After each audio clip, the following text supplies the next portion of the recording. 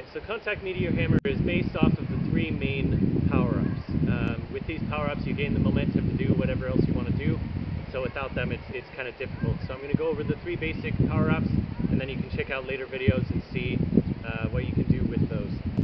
Alright, so the first one, you're going to have your leading end holding on to the poi handle, and your following end holding on to the opposite shoulder handle. It'll look like this. Now, it depends on which way you're turning, how you're going to hold it. So if you're turning to your right, you're going to hold on to the poi handle with your right. If you're turning to your left, you're going to hold on to it with your left, like this. And this is what it looks like.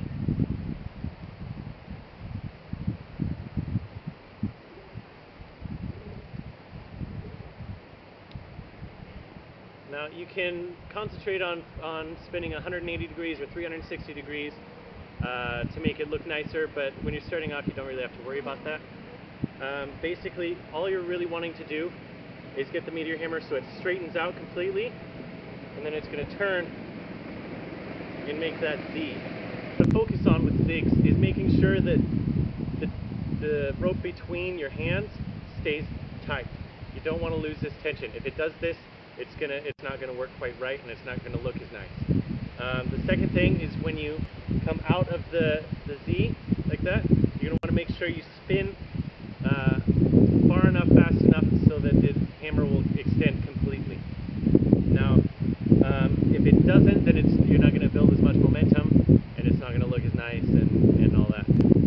So you're going to, basically your posture is going to be shoulder node up, poi node down, and I'll just show you one more time so you can maybe watch it and practice it.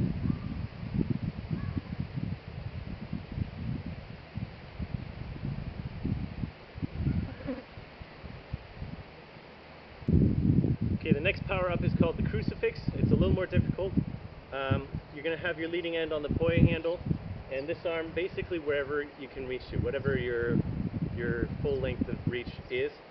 And this arm is really going to be what you're going to need for your power-up. And then I'll just show it to you so you can see.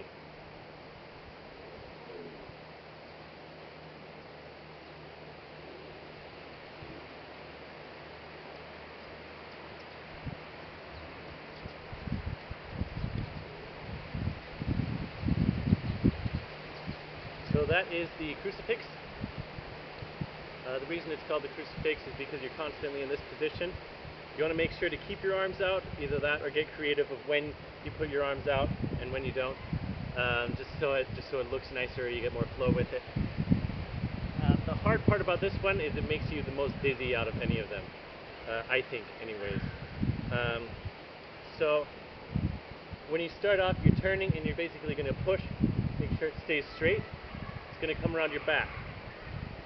At this point, you're not going to be able to reach the poi node on the other end, so you're going to have to spin with it and let the momentum pull the rope down so that you have a good grip when it comes back around you. When it comes in front, you're going to do the same thing. You're going to catch the rope, you let the momentum just slip that knot into your hand.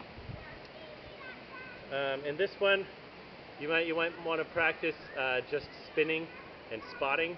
Spotting really helps when you're doing these, especially with your feet. You can look up other tutorials on how to spot with your feet. But this is what it looks like again.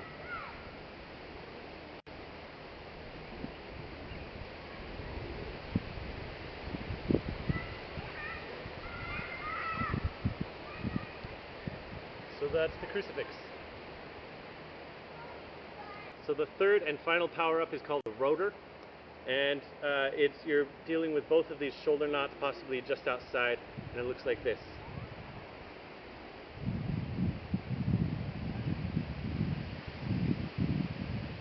And that's it.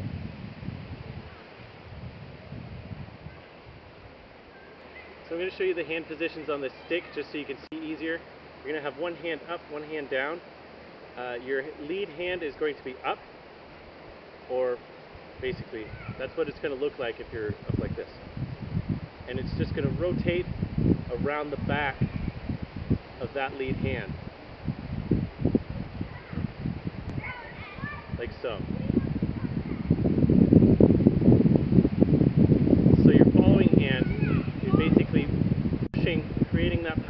pushing it around that hand, like so. And it just takes a little bit of practice. It also helps if you put a little spinning, if you spin your body in the middle of the rotor, so you can get a little more momentum.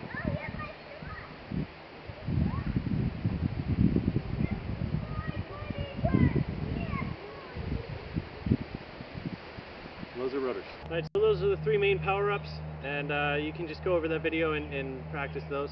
I'm going to show you how you can connect them real quick, and then you can move on to the next videos to see what you can do in between them.